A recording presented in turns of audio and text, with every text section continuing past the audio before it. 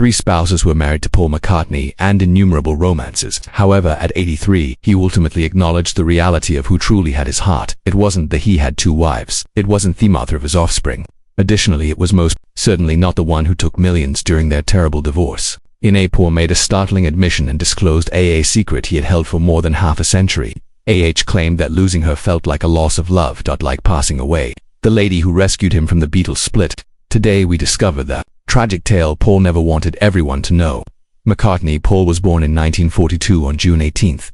Liverpool is located in the center of the world. Mary, his mother, was employed as a nurse tending to injured individuals while the city was being bombarded by explosives. Jim's father sold cotton, but he also ran his free time was spent with a small jazz band. They nearly relocated to Australia for safety, but had second thoughts. That decision kept Paul in the city of Liverpool, which would permanently influence his music. But the family's finances were limited. They lived at the age of 24 in a modest rental home. Road. Years later, the same residence became a destination for fans from around the world paid a visit. When Paul was younger, did a thing he would come to regret the remainder of his life, seeking to demonstrate that he was sufficiently tough to serve in the military. Along with a few neighborhood lads, he killed frogs and placed them atop fences. Back then, boys wished to avoid appearing weak, and Paul believed that this would help him blend in. Numerous years later, he acknowledged that this was foolish and incorrect. It's unexpected because Paul eventually rose to prominence as one of the most vocal in the rights of animals. He gave up eating meat, encouraged the eating of vegetarianism, and even founded a company with his late spouse, Linda. What he did under pressure turned into something he would demonstrate to individuals. Can evolve. Paul's age at 1 for the world collapsed. Mary, his mother, passed away from cancer of the breast. She had been ill for some time, but nobody gave many explanations, either his younger sibling or himself. Her passing shattered the family. His dad had a hard time. Paul turned to music in a subtle and profound way, in order to cope with the discomfort. Years later on, he dreamed that his mother come to him when he was struggling.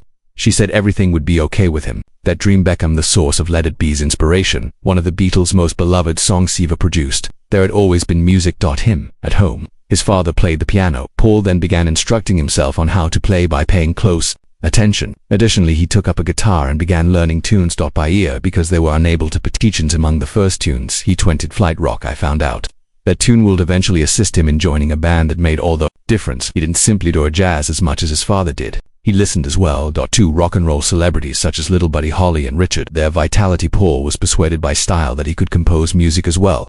He was also incredibly intelligent. At school, he took a challenging test at age 11 that very few children passed. He was one of just 4 pupils at his school, haunted a prestigious grammar school, the Boys' Institute of Liverpool. The educational institution was severe, yet provided him with a strong background in literature and music. On the school bus, he turned into companions of a younger pupil named Harrison George. That companionship would dare more important than anyone could have thought.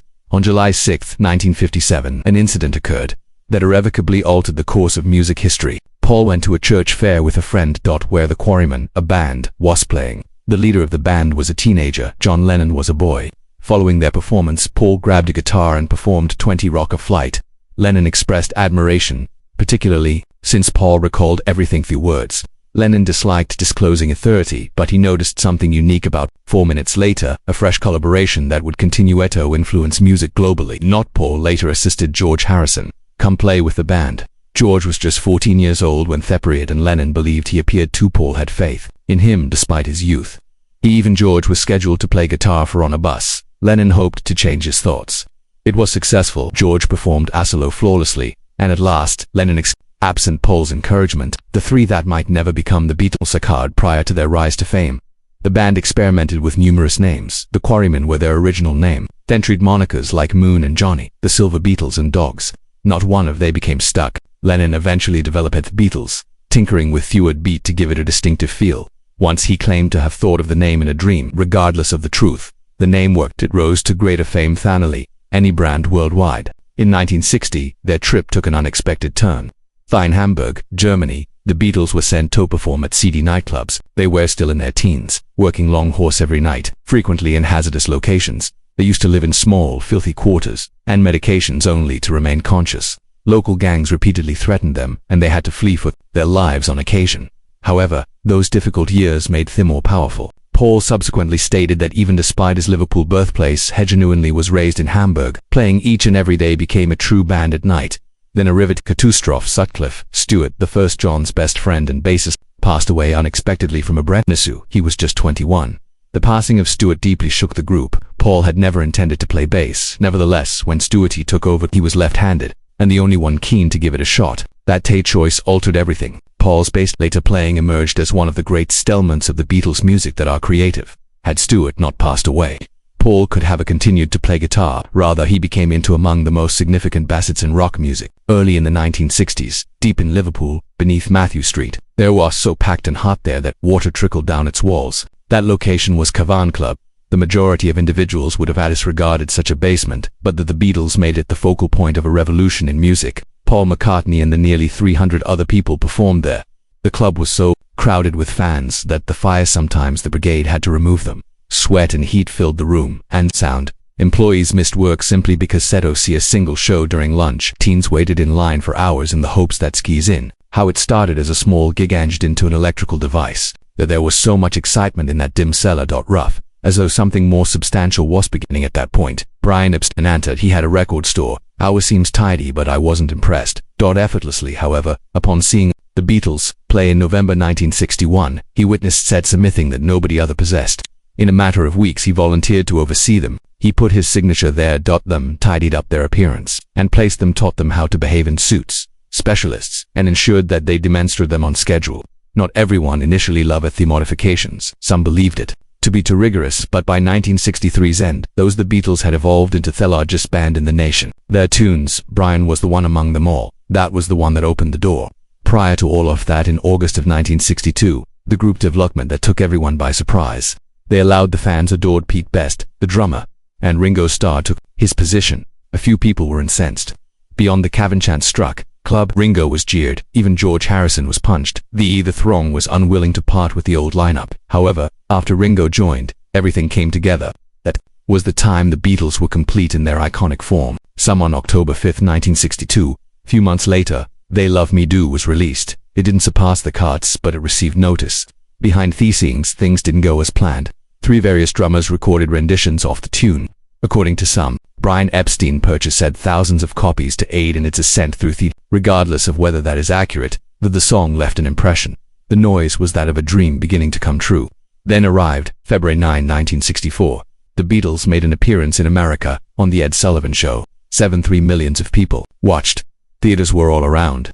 Thousands pleaded for only a seat among the few hundred. The group began with the audience with All My Loving blew up. People wept, yelled, passed out. In a single evening, the Beatles conquered America. The spread of Beatlemania as the British invasion and fire had stopped, at which point Paul and the others ceased being merely well-known. They turned into worldwide icons. From the beginning, it was obvious that John and Paul were anything uncommon.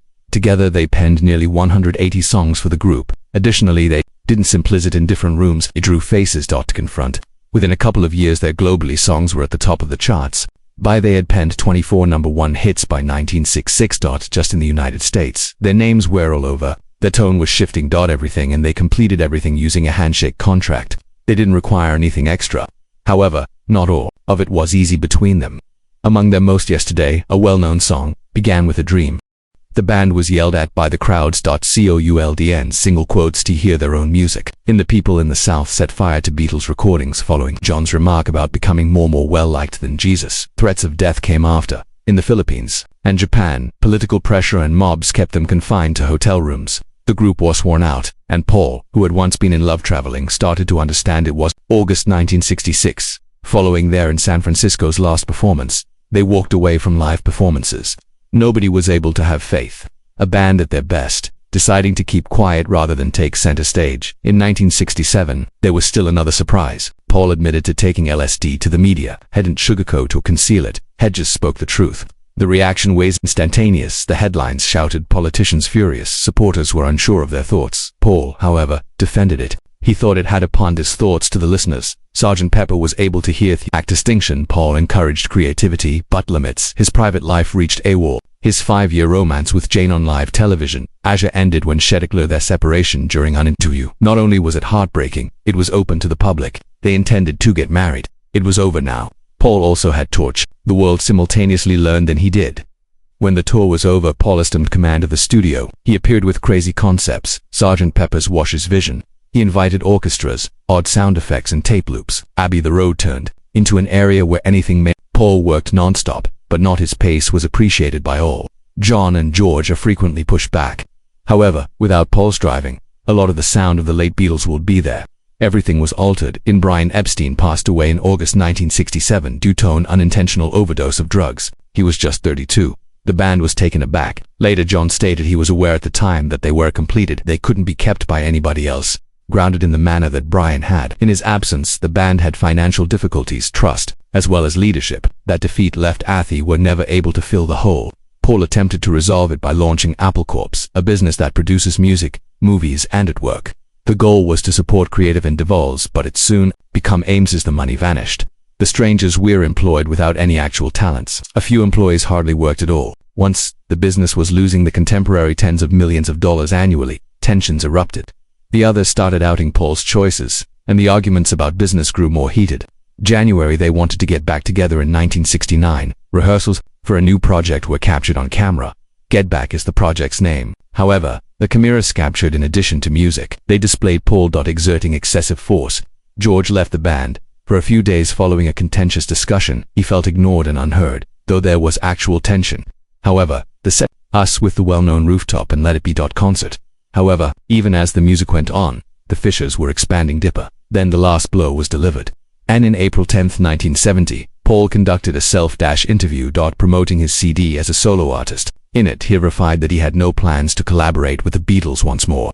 That silence instant was more powerful than any press release released globally. Fans were startled, a few people sobbed, some declined to have faith. The dream had ended. John had already departed in privacy. However, Paul was the one who released it to the public. He claimed that he just wished to spend time with his family and enjoy life. And without warning, the best band in history has vanished. Following the Beatles, Paul McCartney didn't speak after the breakup. A lot. He went home, turned out the outside world, and began recording by himself in his living room. He was depressed and uncertain of the subsequent events.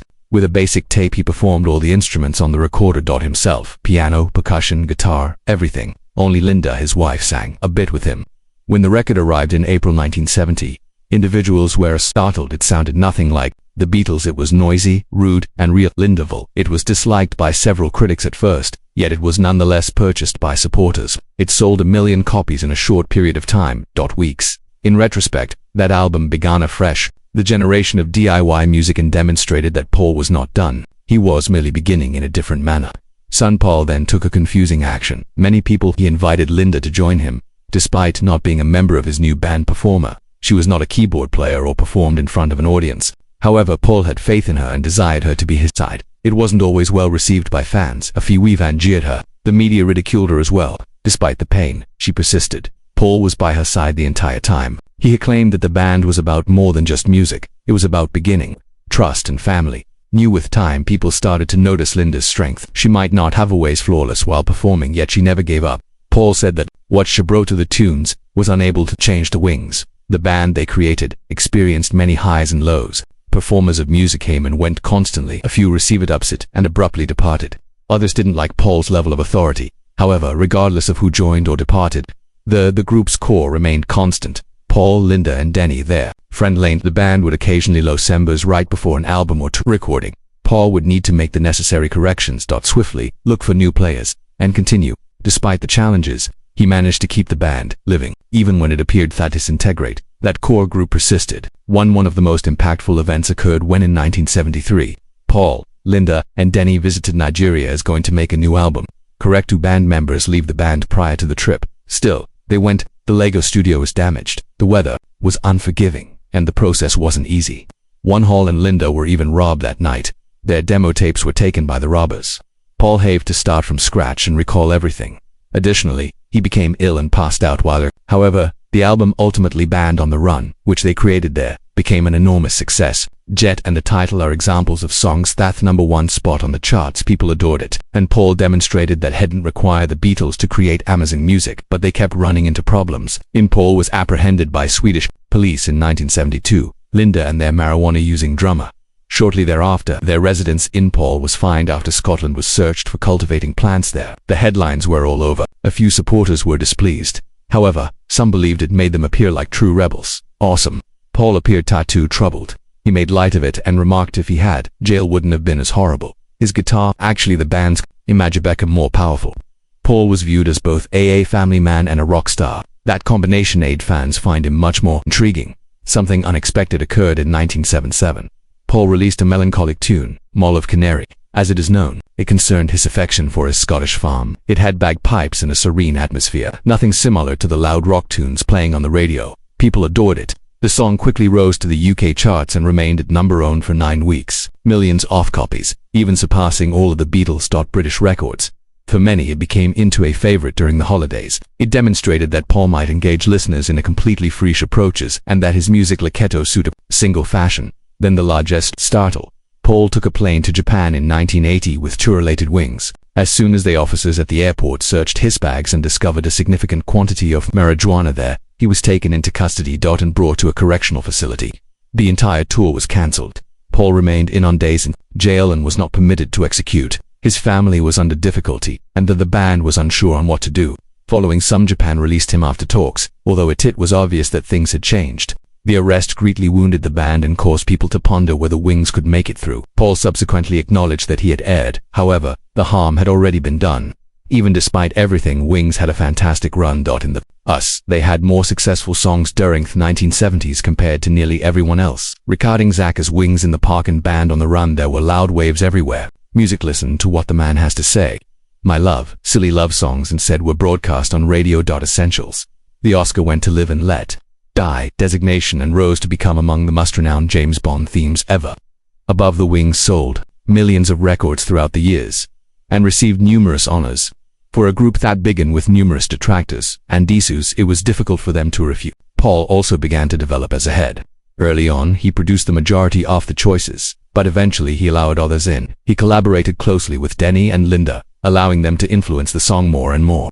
They both wrote songs, responsibilities, and generated fresh concepts quickly. It increased the variety of the music. And fascinating. That collaboration was beneficial. People through difficult times and created themed more powerful. Paul discovered that allowing, sometimes letting go of control, results in better rhythms. Wings didn't finish in the end with a significant declaration. The song made an impression. Then another significant. Paul collaborated with Michael Jackson to write Say Say Say Say and recorded in 1983. It rose to become one of the most popular tunes of the year. In fact, Paul broke the record by reaching the top spot under 5 distinct names. They had a good relationship and wrote these swiftly in England. Jackson continued a few poignant lyrics that elevated the tune, feel more intimate. However, their friendship endured. Paul had explained to Michael how valuable and effective were music rights. Indeed, they were. Michael heeded that counsel and purchased the full Beatles song with it. About $48 million for the catalog. Paul was startled. He felt deceived, as though a piece of his life had been stolen. That particular one move put a stop to their friendship and began a protracted and agonizing episode for Paul. What to make matters worse, Paul had been attempting to regain his own right songs for many years. Yesterday, he wrote numerous additional hits, but they weren't mine. No longer. When Michael Jackson purchased the catalog, as if a door had just slammed close, Paul remained persistent. Years and years afterwards, a statute allowed him to battle for his music once more. In 2017, he brought a lawsuit. He was unwilling to leave through yet another battle in public, so they slowly resolved it. By 2018, he at last began to regain his tunes. It required over 50 years to reclaim what he had created, but he never gave up trying.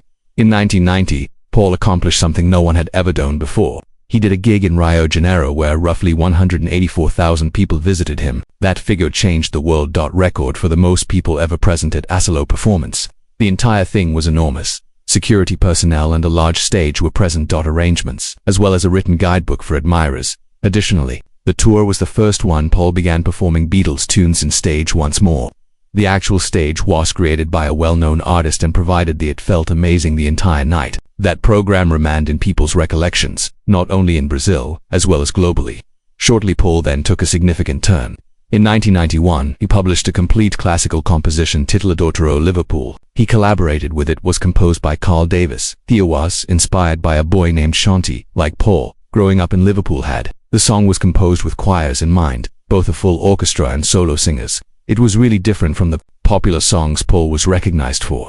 The oratorio demonstrated that Paul was not limited to writing catchy music.